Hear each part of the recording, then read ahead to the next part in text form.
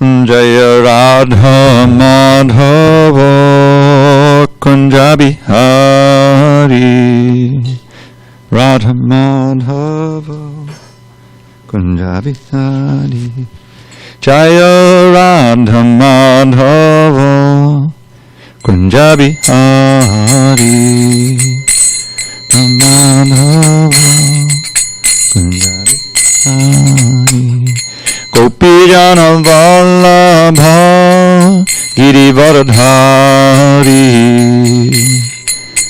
Vallabha Girivaradhari Gopijana Vallabha Girivaradhari Gopijana Vallabha Girivaradhari Yashodanandana Brajana Ranjana Anandana Brajana Ranjana Yashodanandana Brajana Ranjana Nandana Brajana Ranjana Yamuna Tira Vanachari Tira Vanachari Yamuna Tira Vanachari Tira Vanachari Jaya Radha Madhava Kunja Bihari Madhava Kunja Bihari Jaya Radha Madhava Kunja Bihari Madhava Kunja Bihari Jai Mr. Pad Paramahansa Parajikacharya Ashtottara the Sri Srimad Divine Grace Srila A.C. Bhaktivedanta Swami Prabhupada Ki Jai ISKCON BBT Founder Acharya Srila Prabhupada Ki Jai Jai Vishnu Pad Paramahansa Parajikacharya Ashtottara the Sri Srimad Divine Grace Srila Bhakti Siddhanta Saraswati Thakur Ki Jai Ananda Koti Vaishnavin Ki Jai Nama Acharya Srila Haridas Thakur Ki Jai Srimad Bhagavad Gita Ki Jai Samaveda Bhaktivinoda Ki Jai. All glories to the assembled devotees. All glories to the assembled devotees. All glories to the assembled devotees. All glory to Shri Guru and Gauranga.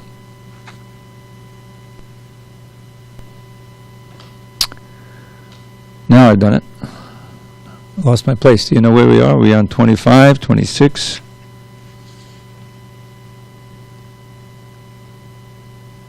I think we did 26. Right? Because I remember chanting that verse, so 27, 28. Okay. Om Namo Bhagavate Vasudevaya. Om Namo Bhagavate Vasudevaya. Om Namo Bhagavate Vasudevaya. On this 4th day of January 2021 in SanDiego, we're reading from Srimad Bhagavad Gita as it is, translation and commentary by His Divine Grace A.C. Bhaktivedanta Swami Prabhupada. And we are in chapter 5 entitled Karma Yoga, Action in Krishna Consciousness, texts 27-28, the bottom of page 253. Sparshan kritva bahir bhyangs Chakshuschaivantare bhuvo Pranapana samalkritva Nasabhyam tadacharino Yatendriya mano buddhir Munir Moksha Purayana Vigatecha bhaya krodho Yaksada mukta eva saha Sparshan kritva bahir bhyangs Chakshuschaivantare bhuvo Pranapana samakritva Nasabhyam tadacharino Yatendriya mano buddhir Munir Moksha Purayana Vigate Cha Bhaya Krodho Yaksada Mukta Eva Saha. Give it a try. Sparshan Kritva Bahir Bhyanks Chakshus Chayabantare Bravo Prana Prana Samha Kritva Nasabhyanta Charina Yatendriya Mano Buddhi Munir Moksha Purayana Vigatecha Bhaya Krodho Yaksada Mukta Eva Saha. Sparshan, sense objects such as sound. Kritva, keeping. Bahi, external. Bhayan, unnecessary. Chakshuhu, eyes. Cha, also. Eva, certainly. Antare, between. Bhruvoho, the eyebrows. Prana, apano, up and down moving. Air. Somehow in suspension. Kritva, keeping. Nasa, abhyantara, within the nostrils. Charina, blowing. Yata, controlled. Indriya, senses. Manaha, mind. Buddhi, intelligence. Munihi, the transcendentalist. Moksha, for liberation. Purayanaha, being so destined. Vigata, having discarded. Icha, wishes. Bhaya, fear. Krodha, anger. Yaha, one who. Sada, always. Muktaha, liberated. Eva, certainly. Saha, he is. Translation. Shutting out all external sense objects, keeping the eyes and vision concentrated between the two eyebrows, suspending the inward and outward breaths within the nostrils, and thus controlling the mind, senses, and intelligence, the transcendentalist aiming at liberation becomes free from desire, fear, and anger. One who is always in this state is certainly liberated. Purport.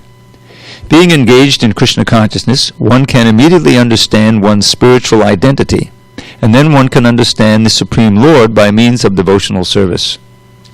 When one is well situated in devotional service, one comes to the transcendental position, qualified to feel the presence of the Lord in the sphere of one's activity. This particular position is called liberation in the Supreme. After explaining the above principles of liberation in the Supreme, the Lord gives instruction to Arjuna as to how one can come to that position by the practice of the mysticism or yoga known as Ashtanga Yoga, which is divisible into an eightfold procedure called Yama, Niyama, Asana, Pranayama, Pratyahara, Dharana, Dhyana, and Samadhi. In the 6th chapter, the subject of yoga is explicitly detailed, and at the end of the 5th, it is only preliminarily explained. One has to drive out the sense objects such as sound, touch, form, taste, and smell by the pratyahara process in yoga, and then keep the vision of the eye between the two eyebrows and concentrate on the tip of the nose with half-closed lids. There is no benefit in closing the eyes altogether, because then there is every chance of falling asleep. Nor is there benefit in opening the eyes completely, because then there is the hazard of being attracted by sense objects. The breathing movement is restrained within the nostrils by neutralizing the up-moving and down-moving air within the body. By practice of such yoga, one is able to gain control over the senses, refrain from outward sense objects, and thus prepare oneself for liberation in the Supreme. This yoga process helps one become free from all kinds of fear and anger, and thus feel the presence of the Supersoul in the transcendental situation. In other words, Krishna consciousness is the easiest process of executing yoga principles. This will be thoroughly explained in the next chapter. A Krishna conscious person, however, being always engaged in devotional service, does not risk losing his senses to some other engagement. This is a better way of controlling the senses than by Ashtanga Yoga. Om Jnana Timirandasya Jnanandana Shalakaya Chakshu Unmidatam Mena Tasmai Shri Gurave Namaha. I was born in the darkness of ignorance, but my spiritual master, Srila Prabhupada, opened my eyes with the torchlight of knowledge. I offer my humble obeisance unto him and all members of Sri Parampara. So this is a little taste of the chapter to come, specifically Ashtanga Yoga, 8-limbed yoga, the yoga of meditation or dhyana. And again, we get this phrase, liberation in the Supreme. What does it actually mean? Well, Prabhupada talks of it in terms of Krishna consciousness, of course. And liberation, as we pointed out before, is defined in the second canto. What liberation means for a devotee. Because this may be a little confusing, because we're enjoined by Lord Chaitanya not to desire liberation.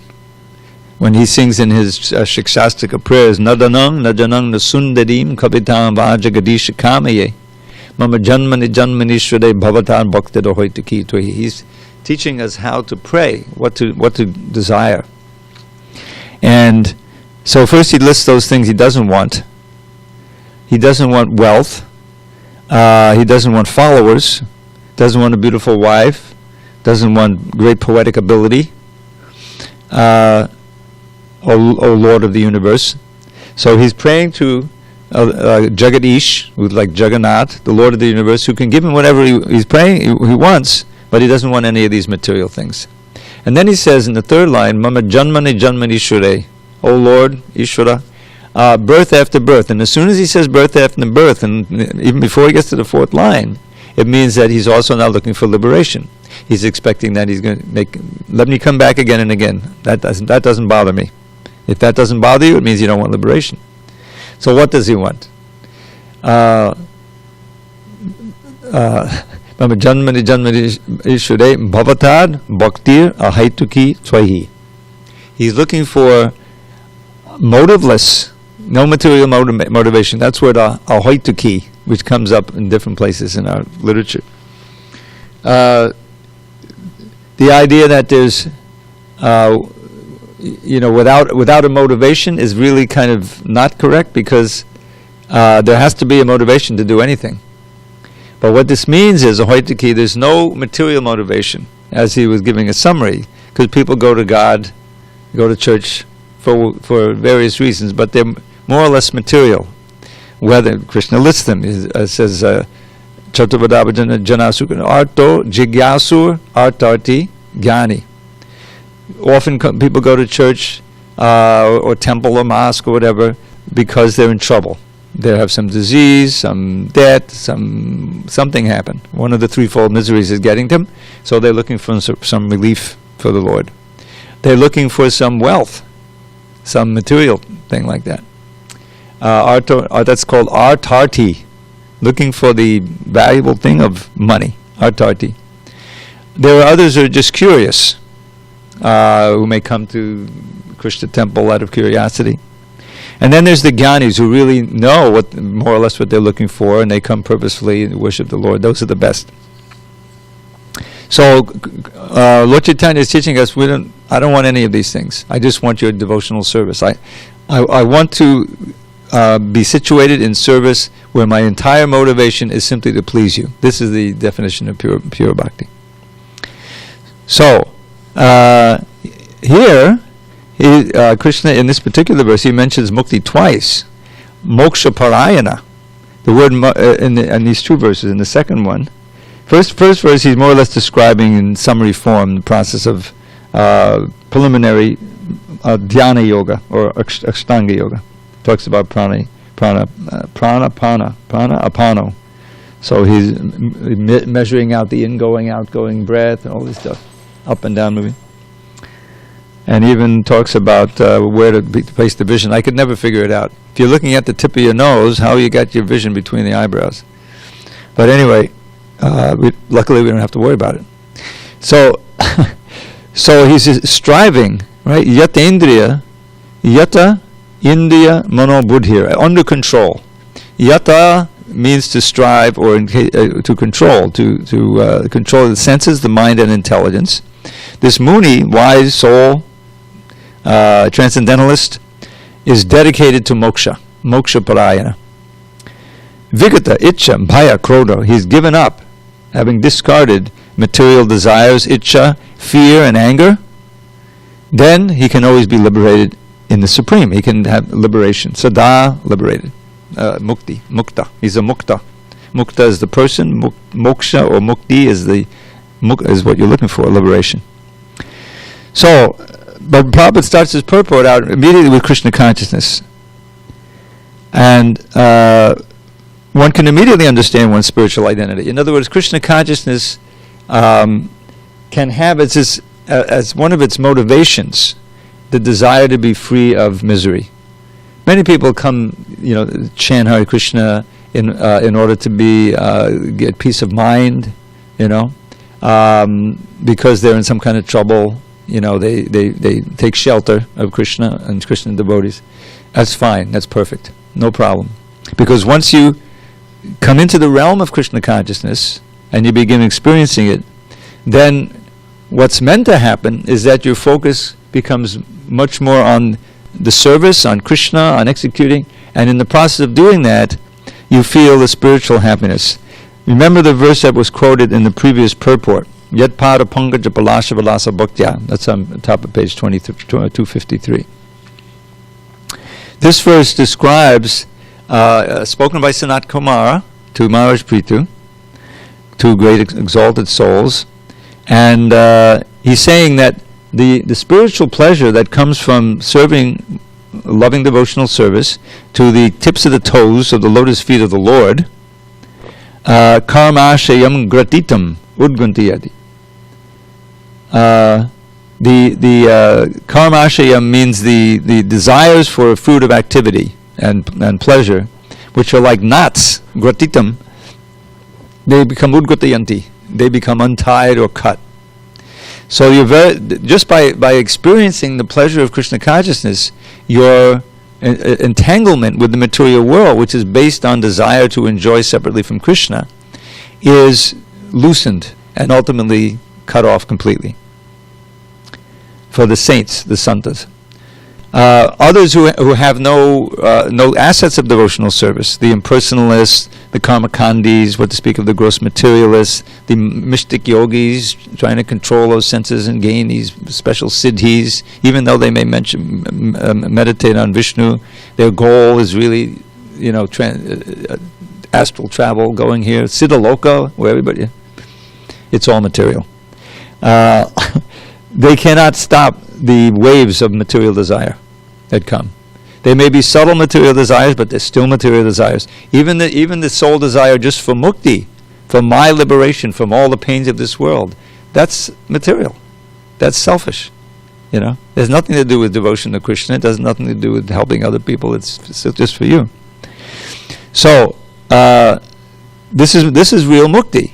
Mukti is defined again in the second canto. Mukti hitpa anyata rupam swarupena vavastati. Means to be situated in your swarup. This is the Vaishnava conception. We all have our original form. It's not this form, thank God. It's it's a form just suitable to serve Krishna in Vaikuntha or Goloka Vrindavan. It's based on our mood or our rasa with Krishna, unique rasa, individualized. And we have just the body to engage in that rasa. But it's been buried and forgotten for how many millions of births, we don't know. But that's what mukti means, to give up all the other sense of self based on different material bodies. That's anyata rupam, different forms, and swarupa, the different swarup is very important. Your own form, to be fixed in your own form, conception, undeviatingly. So that places mukti in the context of bhakti, because the way you get that revelation of your form and realization and actually live in that form, internally and externally, is through the process of bhakti yoga. So in that sense, mukti is not something to be discarded or rail against. It's a natural byproduct of devotional service. And we find this special verse, there's a whole pastime around it. How does it start?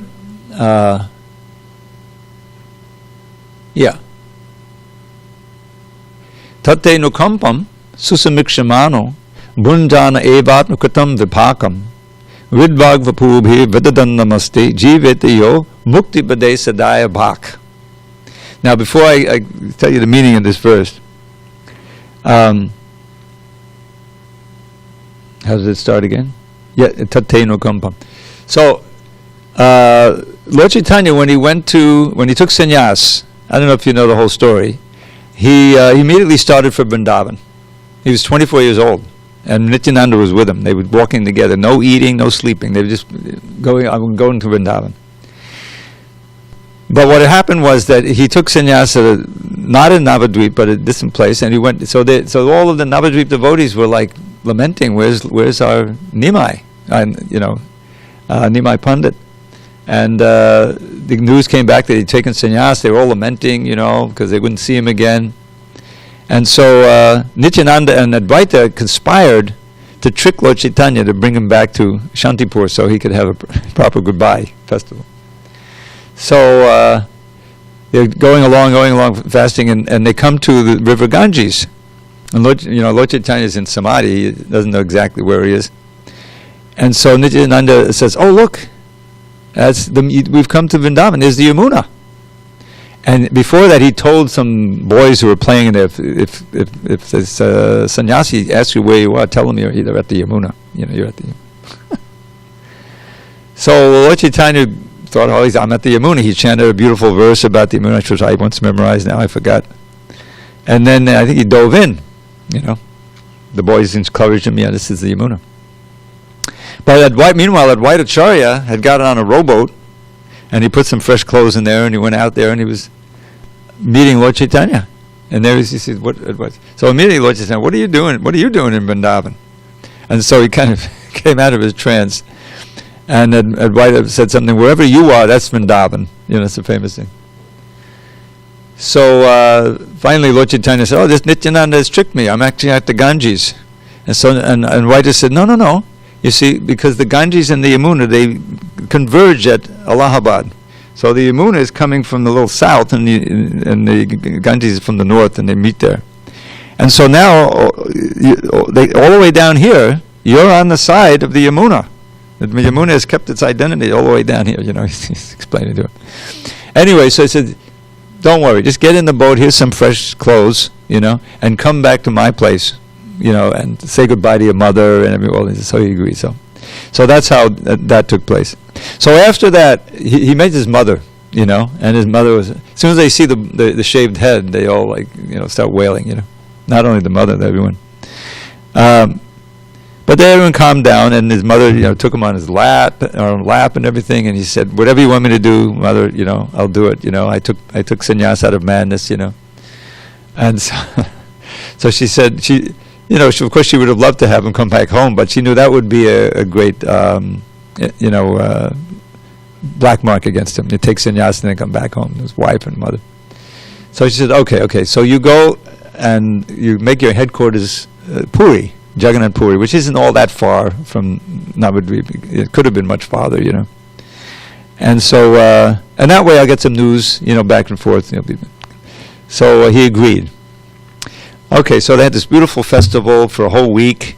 Every day big kirtan, one amazing feast. There's a beautiful story, a very funny story there. There's Nityananda and Advaita have this mock argument, and and after that there's a big kirtan. It went on for 7 days, I think. So afterward, he said, "Well, now I have to go," and so they were great, lamenting and crying. But he left. He went to Vrindavan. Nityananda was with him. Gadadhar Pandit was with him, and a couple of other devotees, I think Mukunda, one of the singers. So he's on his way. He goes all the way, and I won't tell the whole story. He gets to Puri. He got there alone because Nityananda broke his danda. He had this danda he was carrying, but he broke the danda, threw it in the river. So Lord Chaitanya feigned anger at that and said, "You go ahead or I'll go ahead, but I'm not going to walk with you anymore." He said, "Okay, you go ahead." So he walked real fast, and there he saw the top of the Puri temple, the flag, and the chakra, and he practically ran, goes into the temple and faints, goes into samadhi, just seeing Jagannath. He saw him as Krishna, my beloved Krishna. So the guards there, they'd seen it a million times, someone come in and faking these symptoms, they said, "Oh, this is another one." They were ready to beat him, get him out of the temple. But Sarvabhauma, who's in charge of everything, wait, don't do anything. It looks like he might be genuine, and he was impressed with, the beauty and the youth of the sannyasi. So he had a little bit of cotton at his nose, to see if he was still breathing, because he looked like he was dead. And he was breathing, of course. He's in samadhi, high samadhi. So he carefully had him brought to his home, And eventually Nityananda and the others caught up, and they heard this big, one beautiful golden huge sannyasi. It came in, and they said, well, that's who we're looking for. They went to Sarvabhauma's home. They started chanting in his ear. Eventually he woke up, like that. So Sarvabhauma Bhattacharya, because in those days he took sannyas externally from a Mayavadi, because that was the only sannyas there was at the time. The devotees, the Vaishnavas, would all take Babaji, the difference is white cloth, just a loin cloth, and go off to Vrindavan generally, But he took sannyas because the sannyasis are the preachers, and he intended to do a lot of propagating, So, so he was, because Sarvabhauma was a Mayavadi at that time, but he had a lot of devotional tendencies, But still, he was in that mood. He was very, very intelligent, had written books. He was the chief logician in all of Puri, in charge of the temple. So after conversing with Lord Chaitanya, he offered to teach him Vedanta. Because Lord Chaitanya, my spiritual master told me I'm not eligible to hear Vedanta. So he feigned that he didn't know so much. So anyway, so for 7 days, not without stopping, but 7 days, Sarvabhauma taught him, supposedly. Finally, he wasn't asking any questions. He was just staring. There's a nice painting of it, listening. Finally, Sarvabhauma asked him, "Are you understanding? You're not asking any questions. Do you understand what I'm teaching?" So Lord Chaitanya said, "I understand the sutras perfectly well, but your explanations are just like a big cloud over the sun, confusing the issue, And so Sarvabhauma said, "Well, let me hear your explanation." So Lord Chaitanya gave him his explanation, and he became a bhakta. So he changed everything. He immediately wrote 100 verses about Lord Chaitanya, and then he wrote another one that's very famous, Vairagya Vidyanija Bhakti Yoga. But the point I'm getting at is that Lord Chaitanya would go to his place, and the various incidents showing how the transformation that had taken place in Sarvabhauma Bhattacharya. So one of them was a verse came up, and Sarvabhauma was reciting the verse from the 10th canto. It's one of the prayers. Is one of the prayers? Yeah, it's one of the prayers of Brahma. When he, after the Brahma Vimohan Leela, when he stole the calves and boys, and then he realized this little boy really is my Lord, he offered these beautiful prayers. So this is perhaps the most famous of those. But he's changed the word. So the prayer goes like this, very important for us. Tatte nukampam susamikshmano bhunjana evatma kritam vipakam ridvag vapubhir vidadhan namaste jivetayo mukti padesa bhak. So what it says is, tatte nukampam susamikshmano tatte nukampam susamikshmano bhunjana evatma kritam vipakam. Vipaka means sufferings. There are various sufferings in this world. One should see everything that happens to oneself, either good or bad, as the mercy of the Lord. Susamiksha means to see. Susamiksha means to see with great intelligence and understand that you're simply experiencing the results of your previous activities. You can't blame God for it. You can't blame nature. You shouldn't blame anyone else. It's all on us. So if something bad happens, we see that as Krishna's mercy. He minimized it. It could have been so much worse, but he minimized it just to give me a token and keep me on the right path. If something good happens, something that would normally be, this is I'm lucky, or my good karma, we say, oh, this is Krishna giving me more facility to serve him. That's his mercy. So in either case, you see it as the mercy of the Lord. You see? Tatte anukampam, anukampam is mercy. Anukampam susamikshmano, bunja means to experience. Ev atmakatam vipakam. That vipakam means I'm suffering. That I'm suffering according to my own activities. Now, how do you relate to this? Ridvag vapurabir vidadan namaste. You continue offering your obeisances and your worship to the Lord, not superficially, but from your heart, with your limbs, your body, and your words. You continue to offer the Lord full surrender and worship and service. Then you are eligible, just like a son is eligible to inherit the property of his father just by staying alive. So if you stay alive in Krishna consciousness in this way and with this attitude, then you'll inherit this position of mukti pade. And Sarvabhauma saw that word, he crossed it out in the verse, and he put bhakti pade.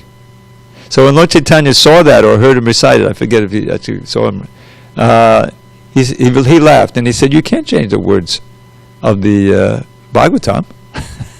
So he explained why mukti pade in this context means the mukti as I described in the second canto. It means you're situated in your own swarup, and you're serving the Lord, and you're completely free from any entanglement in the material world or any desire to enjoy the material world. So the mukti is there as a byproduct. And this came up recently in the morning lecture, I think last time, I think Vijay was giving class. Or Bilva Mangal Thakur, he also talks about mukti. He says, bhakti, he starts out the verse with bhakti. Bhakti stvayi, shiratada bhagavan nidisat, daive nanak palati divya kishora murti, mukti swayam mukulitanjali sevate sman, dharmartha kama gata yaksamayak patiksha. My dear Lord, this is near the end of his Krishna Karnamrita. He says, if someone is situated very nicely in your devotional service, bhakti stiratada, stiratada means firmly situated in pure devotion, then that will bring about the fruit of that devotion, which is not mukti.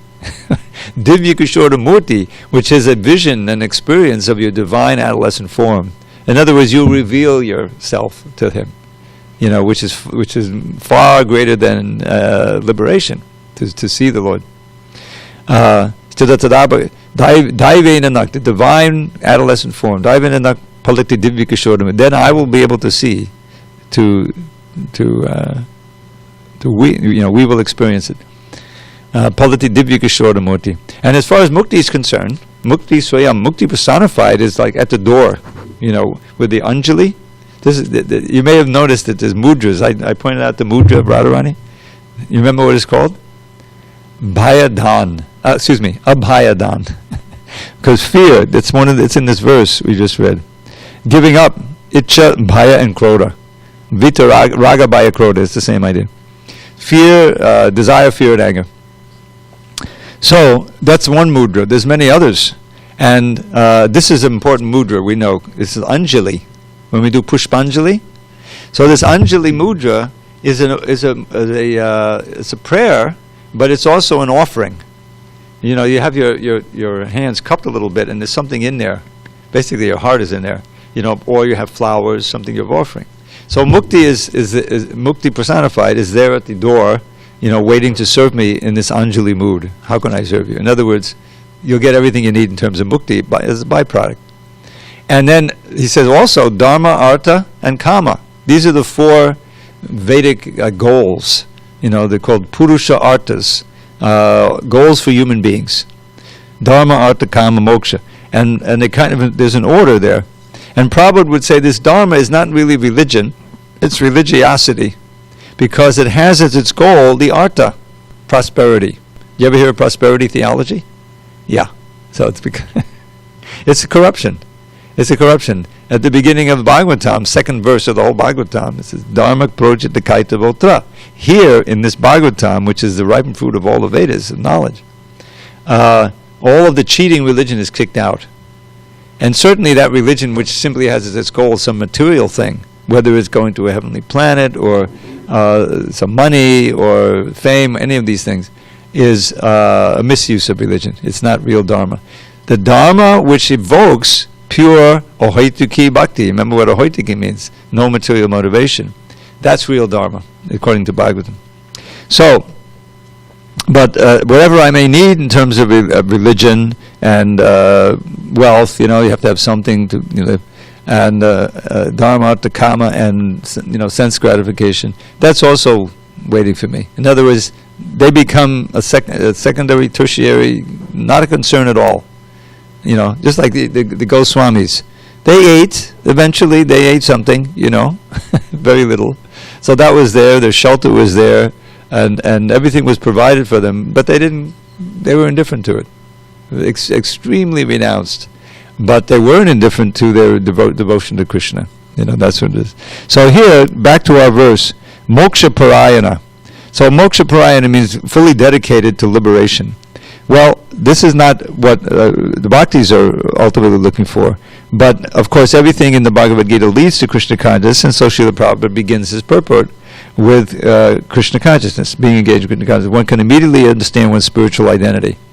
So that spiritual identity is this swarup I'm talking about. And that's which is part of mukti. Mukti hitvandata rupam swarupena bhavastati. So you see how it ties in. And then one can understand the supreme law by means of devotional service. And then he keeps talking about this liberation in the Supreme, and the liberation in the Supreme is the liberation in the Bhagavatam. And but now we're heading now into the 6th chapter, so this is kind of an introduction to it. Prabhupada goes through the 8 limbs of the Ashtanga yoga, and there are like a corresponding elements in bhakti really to many of these. Like for instance, yama niyama. Yama are the don'ts, actually, and niyama are the do's. There we have do's and don'ts.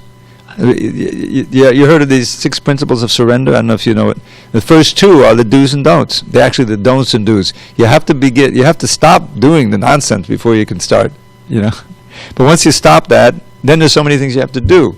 They're like, I think I brought this up. What does it say? Smarta vyakstatatam vishnu vismartavya jatu chit. That the basic principle of Krishna consciousness is to remember Krishna, to think of Krishna. That's Krishna consciousness. So always remember Vishnu or Krishna. This is in the Puranas, I think, maybe Vishnu Purana.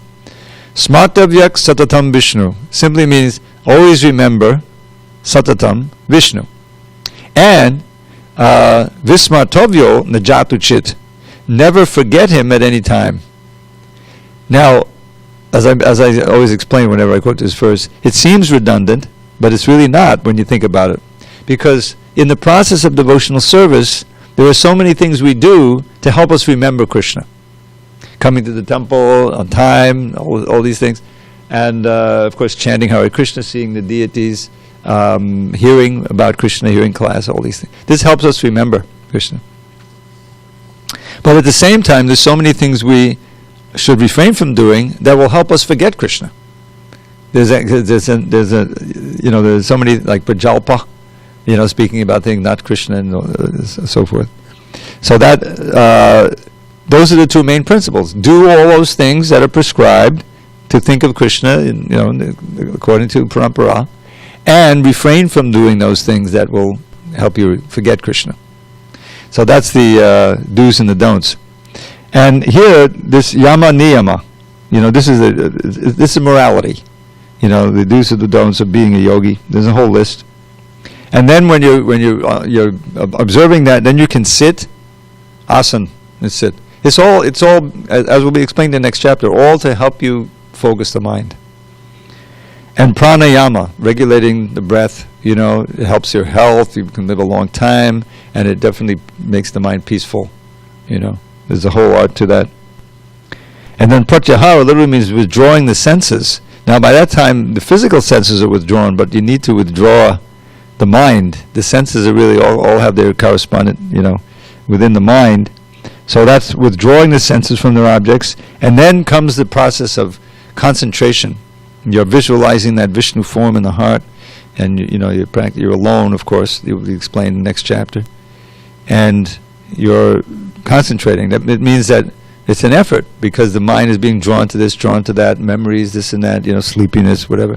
So that's a very important practice. Once you become expert, then you're actually meditating, and you can maintain your remembrance of Vishnu.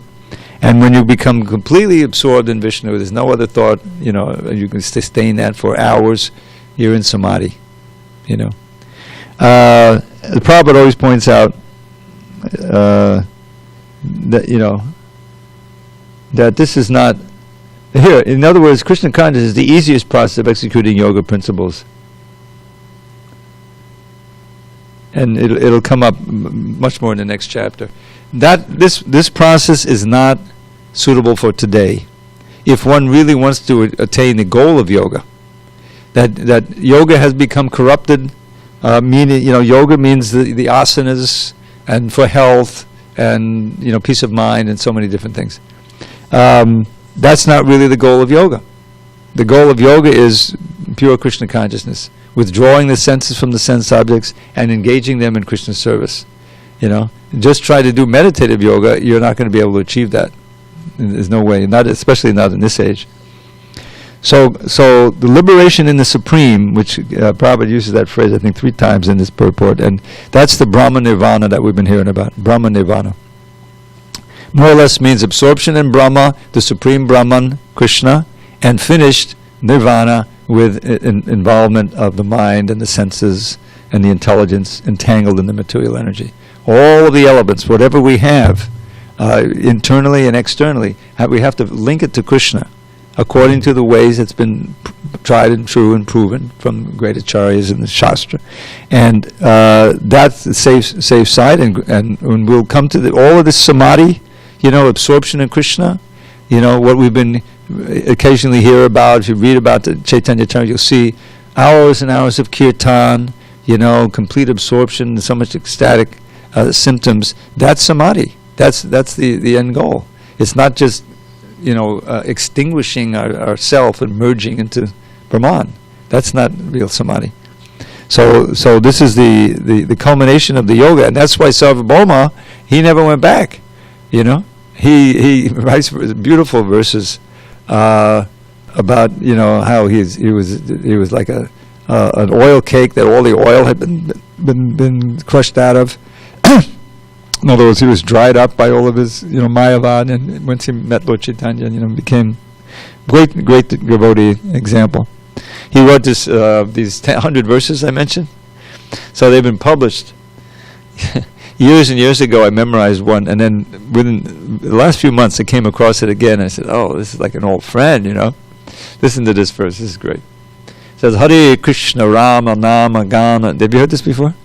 Hare Krishna Rama Nama Gana Dana Karinim Shoka Moha Lobha Tapasabha Vigna Nashinim Padapadna Lubna Bhakta Vrinda Bhakti Dahinim Gaudamurtam Ashanami Nama Sutra Dharinim. So it rhymes and everything.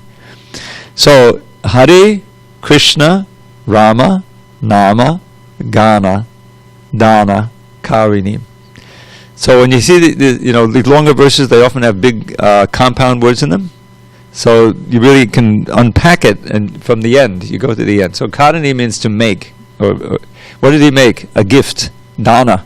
Dana is a gift, like Dana is charity, Mahavadanyaya, Lord Chaitanya is the most munificent, the most charitable, giving pure love for Krishna. So Hare Krishna Rama Nama Gana Dana Karani. He made a gift out of the song composed of the names Hare Krishna and Rama. In other words, Hare Krishna mantra. He gave it out. He's given it out to everybody. We got the gift. Those who accept that gift and relish it and chant it and hear Hare Krishna Rama Nama Gana Shoka Moha Lobha Tapa Sabha Vigna Nashinim. All of their vignas means bad things that are oppressing you. The lust, the anger, the greed. He gives a small list. Shoka, lamentation, moha, illusion, lobha, greed, tapa, all kinds of sufferings. They're completely destroyed. In other words, the first installment is always liberation, quote, from your oppressive sufferings that are causing you so much trouble. That comes, from just even preliminary chanting. Shoka moha lobha tapa sabha vigna. And for those who are really greedy for service to his lotus feet, the serious Gaudiya Vaishnava devotees, serving Lord Chaitanya. Pada Padma Lubda, who are greedy for his, the nectar of his lotus, service to his lotus feet. Pada Padma Lubda, Bhakta Vrinda, Bhakti Dahinim. To the many multitudes of devotees, bhaktas, who are eager to serve Lord Chaitanya, he gives them the highest prema bhakti. Padabhamalutta Bhaktavrinda Bhakti Dahinim.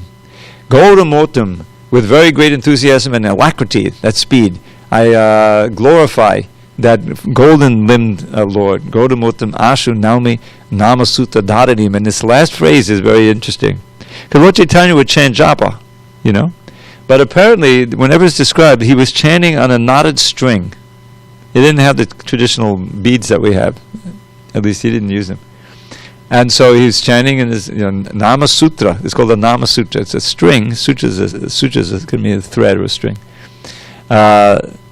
He's Dharanim. He's holding it in his hand and chanting in a secluded place.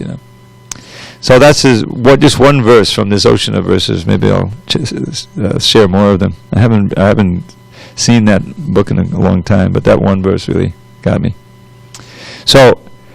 Just to wrap up here, and I think we'll read the last verse also. It's very important. So this is an introduction, obviously, to the meditative. These two verses we read gives a little hint of what's to come, and the main, teaching here is the same thing. Be free of desire, fear, and anger, and wanting to get out of the material world, material entanglement, Moksha Purayana. And so now in text 29, this is the famous peace formula. So we'll read that. Bhoktaram yagitapasam sarvaloka maheshwaram sudidam sarvabhutanam gatpamam shantim richati. A person in full consciousness of me, knowing me to be the ultimate beneficiary of all sacrifices and austerities, the supreme lord of all planets and demigods, and the benefactor and well-wisher of all living entities, attains peace from the pangs of material miseries. Purport. The conditioned souls within the clutches of the illusory energy are all anxious to attain peace in the material world. But they do not know the formula for peace, which is explained in this part of the Bhagavad Gita. The greatest peace formula is simply this. Lord Krishna is the beneficiary in all human activities. Men should offer everything to the transcendental service of the Lord, because he is the proprietor of all planets and demigods thereon. No one is greater than he. He is greater than the greatest of the demigods, Lord Shiva and Lord Brahma. In the Vedas, the Shvetashvatara Upanishad 6.7, the Supreme Lord is described as Tamishwaranam Padamam Maheshwaram. Under the spell of illusion, living entities are trying to be the lords of all they survey, but actually they are dominated by the material energy of the Lord. The Lord is the master of material nature, and the conditioned souls are under the stringent rules of material nature. Unless one understands these bare facts, it is not possible to achieve peace in the world, either individually or collectively. This is the sense of Krishna consciousness. Lord Krishna is the supreme predominator, and all living entities, including the great demigods, are his subordinates. One can attain perfect peace only in complete Krishna consciousness. This 5th chapter is a practical explanation of Krishna consciousness, generally known as Karma Yoga. The question of mental speculation as to how Karma Yoga can give liberation is answered herewith. To work in Krishna consciousness is to work with the complete knowledge of the Lord as the predominator. Such work is not different from transcendental knowledge. Direct Krishna consciousness is Bhakti Yoga, and Jnana Yoga is a path leading to Bhakti Yoga. Krishna consciousness means to work in full knowledge of one's relationship with the Supreme Absolute, and the perfection of this consciousness is full knowledge of Krishna, or the Supreme Personality of Godhead. A pure soul is the eternal servant of God as his fragmental part and parcel. He comes into contact with Maya or illusion due to the desire to lord it over Maya, and that is the cause of his many sufferings. As long as he is in contact with matter, he has to execute work in terms of material necessities. Krishna consciousness, however, brings one into spiritual life even while one is within the jurisdiction of matter, for it is an arousing of spiritual existence by practice in the material world. The more one is advanced, the more he is freed from the clutches of matter. The Lord is not partial toward anyone. Everything depends on one's practical performance of duties in Krishna consciousness, which in every respect helps one control the senses and conquer the influence of desire and anger. And one who stands fast in Krishna consciousness, controlling the above-mentioned passions, remains factually in the transcendental stage, or Brahma Nirvana. The Eightfold Mysticism is automatically practiced in Krishna consciousness because the ultimate purpose is served. There is a gradual process of elevation in the practice of yama, niyama, asana, pranayama, pratyahara, dharana, dhyana, and samadhi. But these only preface perfection by devotional service, which alone can award peace to the human being. It is the highest perfection of life. Thus end the Bhaktivedanta purport to the 5th chapter of the Srimad Bhagavad Gita in the matter of karma yoga, or action in Krishna consciousness. So, where have we come with this 5th chapter? Let's see, we don't have time to do much of a review now. But the idea is that we come to the point of inaction, inaction. You remember that phrase? Inaction, inaction. So, by working in Krishna consciousness, you're not really working at all because you're not getting any reactions.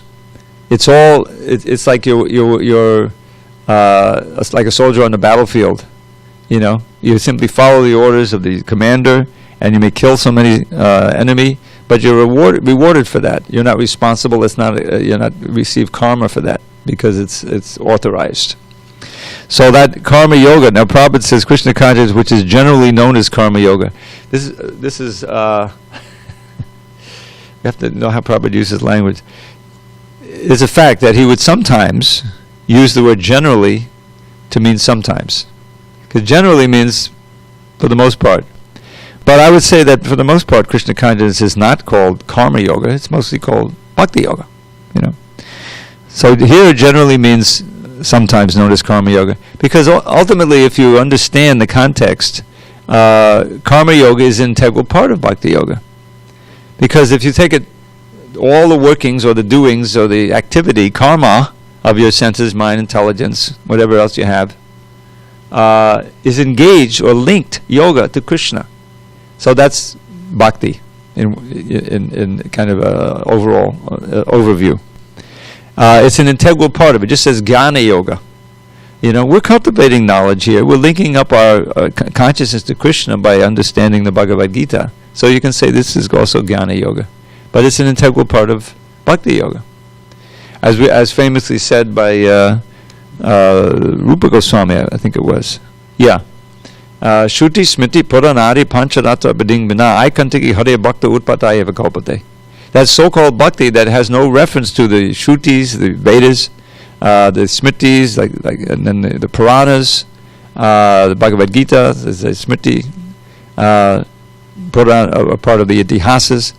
In other words, Pancharatra, which teaches us how to do the deity worship. If there's no reference and it's just your own concoction, it's just a disturbance in society. So we're very much gaining knowledge, picking up knowledge from the Shastra, from hearing, and refining our our practice of Krishna consciousness according to that knowledge. So this, for me, that's the full meaning of jnana yoga. So bhakti yoga encompasses all the others, the other kinds of yogas. And so we find Krishna is going as a yoga ladder here. And the ultimate stage is bhakti yoga. It includes dhyana, meditation on Krishna, work, karma, acting for Krishna, knowledge, cultivating knowledge of Krishna's teachings and his pastimes and his qualities and everything. So that's everything culminates in bhakti yoga, and we get the full benefit in that way.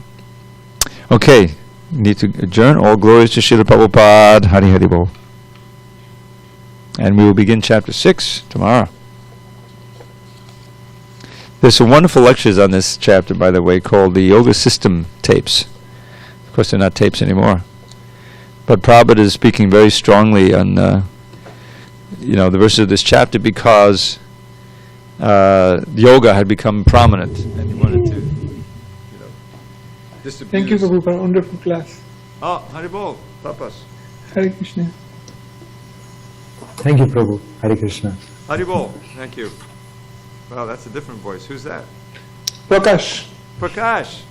Wow. Hare You're also in the closet? Because it sounds like he's coming over here from the closet all the time. Hare Krishna. Hare.